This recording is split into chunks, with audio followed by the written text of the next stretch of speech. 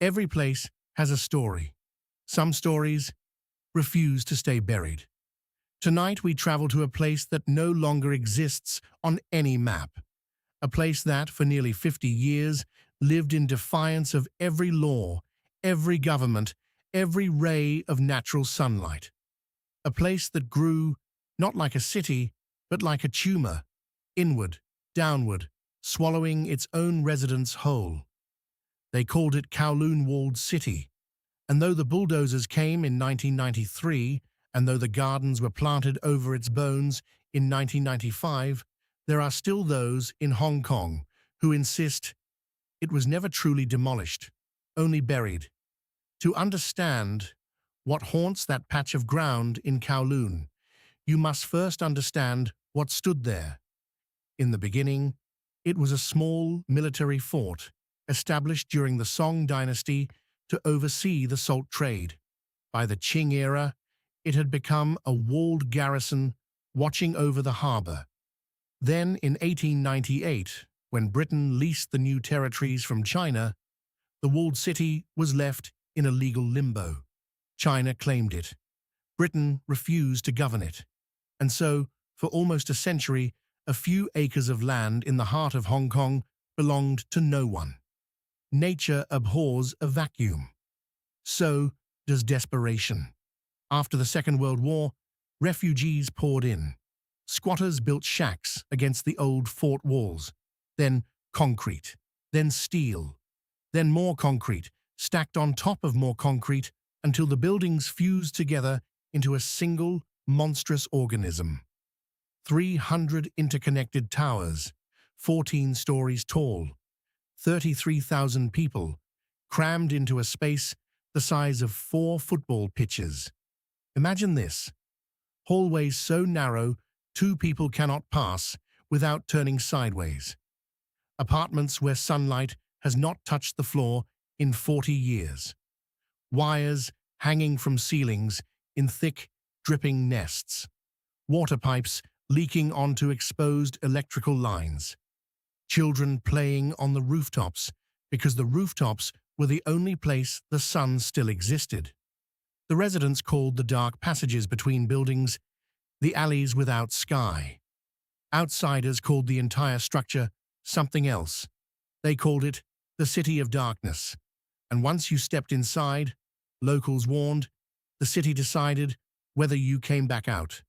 The walled city became a kingdom unto itself. Triads ran the gambling parlors and opium dens. Unlicensed dentists pulled teeth in shop-front windows. Dog meat was sold in the markets. Factories operated illegally in cramped rooms where workers slept beneath their machines. The Hong Kong police entered only in groups of 20 or more, and even then, only by daylight. But the stories I am about to tell you are not about crime. Crime, after all, is the work of the living. The first whispers began in the 1960s. Residents on the lower floors, the ones closest to where the original Qing fort had stood, began complaining of a sound, a low scraping, like stone being dragged across stone, always between 3 and 4 in the morning. Some said it came from the walls, others insisted it came from beneath the floor. A grandmother on the second level claimed she had seen a soldier in old imperial armor walking through her kitchen, his eyes hollow, his mouth moving as if reciting something she could not hear. She was found 3 days later, sitting upright in her chair, eyes open, heart simply stopped. The official cause was old age. She was 47. By the 1970s, the deaths inside the walled city had become almost routine. Fires consumed entire floors. Bodies were found in stairwells, in elevator shafts that did not work, in apartments that had been sealed from the inside.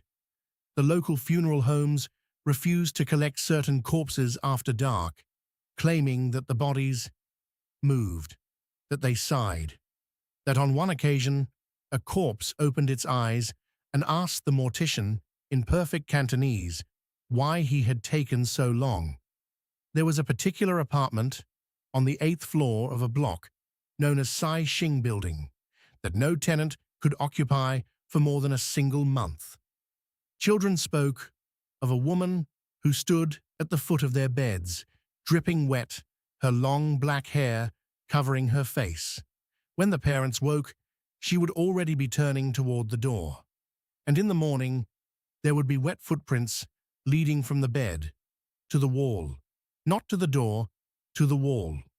Some believed she was a victim of one of the city's many unsolved murders, a woman whose body had been dissolved in lye, in a hidden room behind that very wall. Others believed she was older than the building itself, a spirit tied to the original well of the Qing garrison, sealed beneath the foundations, furious at having been built over. In 1987, the Hong Kong government announced the demolition. It would take 6 years to relocate every resident, and another 2 to tear the structure down. The demolition crew was made up of seasoned workers who had brought down skyscrapers across Asia. They were not superstitious men, but by the 3rd month, 4 of them had quit. One had hanged himself in a hotel room. The others spoke only to family, and only of one thing: a sound beneath the floor. Not the rats, not the pipes.